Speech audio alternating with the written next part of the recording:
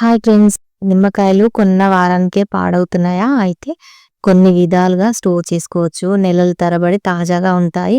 మరి అది ఎలాగో చూసేద్దాం. నిమ్మకాయల్ని మనం ఏదో ఒక రూపంలో వాడుతూనే ఉంటాం. ఎండాకాలం అయితే మరింత వాడకం ఎక్కువైపోతుంది. నిమ్మరసం తాగడం, జ్యూసుల్లో కలిపి తాగడం ఇలా చేస్తూ ఉంటాం. అయితే ఈ నిమ్మకాయలను ఉదయం లేవగానే గోరువెచ్చని నీటిలో నిమ్మరసం, తేనె కలిపి తాగే అలవాటు కూడా చాలా మందికి ఉంటుంది. అంతేకాదు పులిహోర, కొన్ని స్వీట్లలో నిమ్మరసాన్ని వాడతారు కదా. కేవలం తినడానికి మాత్రమే కాదు, వీటిని క్లీనింగ్, బ్యూటీకి కూడా వాడతారు. ఇన్ని ఉపయోగాలున్న నిమ్మకాయల్ని ఎక్కువగా కొని తెస్తూ ఉంటారు.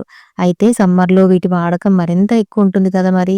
కాబట్టి అంత త్వరగా దొరకవు. అలాంటప్పుడు దొరికినప్పుడు ఎక్కువగా కొన్ని ఎక్కువ రోజులు స్టోర్ చేసుకుంటే చాలా బావుంటుంది. మరి అది ఎలాగో తెలుసుకుందాం. నిమ్మకాయలు ఎక్కువ రోజులు తాజాగా ఉండేందుకు సరైనవి మాత్రమే కొనాలి. మడతలు పడి మెత్తగా ఉన్నవి, కొంచెం పండు పండినవి అసలే కొనొద్దు. వీటి బదులు మంచి తాజాగా కాస్త గట్టిగా ఉన్న చక్కని రంగులో ఉన్న నిమ్మకాయలనే కొనాలి.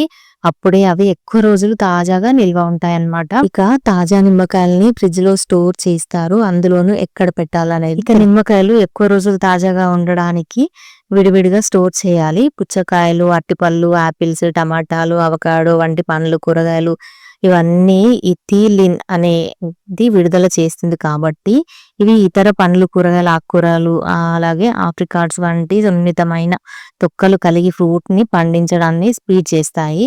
సో నిమ్మకాయలు ఇథాలిన్ గ్యాస్ ని విడుదల చేసే పండ్లు, కూరగాయలతో స్టోర్ అస్సలు చేయొద్దన్నమాట. త్వరగా పాడైపోయే ఛాన్స్ ఉంటుంది. ఎక్కువగా నిమ్మకాయలు ఉంటే వాటిని స్టోర్ చేయడానికి ఫ్రిడ్జింగ్ సరైన పద్ధతి. దీనికోసం నిమ్మకాయల్ని కడిగి శుభ్రంగా క్లీన్ చేసి వాటిని ముక్కలుగా కట్ చేసి మంచిగా వీటిని ఫ్రీజర్లో ఫ్రెండ్లీ జిప్ బ్యాగ్స్ ఉంటాయి కదా, వాటిలో వేసి ఫ్రీజ్ చేయాలి. అయితే ఇలా ఫ్రీజ్ చేయడం వల్ల కణ నిర్మాణంలో మార్పులు ఉంటుంది కాబట్టి వీటిని మళ్ళీ డిస్ప్రాస్ట్ చేసేటప్పుడు మెత్తగా మారినప్పటికీ వాటిలోని రసాలు చక్కగా బాగానే ఉంటాయి.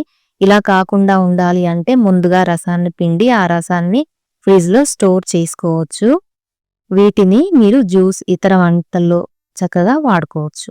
నేనైతే ఇక్కడ స్టోర్ చేయడానికి చక్కగా ఒక మంచి పేపర్స్ ని ఇలా స్క్వేర్ షేప్ లో కట్ చేసుకొని అందులో నిమ్మకాయ పెట్టి ఫోల్డ్ చేసేసాను. తర్వాత ఒక బాక్స్ లో పెట్టి ఇలాగ ఫ్రిడ్జ్ లో స్టోర్ చేసుకుంటే గనక చాలా ఎక్కువ రోజుల వరకు కూడా ఫ్రెష్ గా, తాజాగా, మంచిగా మనకి నిల్వ ఉంటాయన్నమాట. సో ఈ వీడియో నచ్చితే మీకు తప్పకుండా లైక్ చేసి ఛానల్ సబ్స్క్రైబ్ చేయండి. Thanks for watching. బాయ్.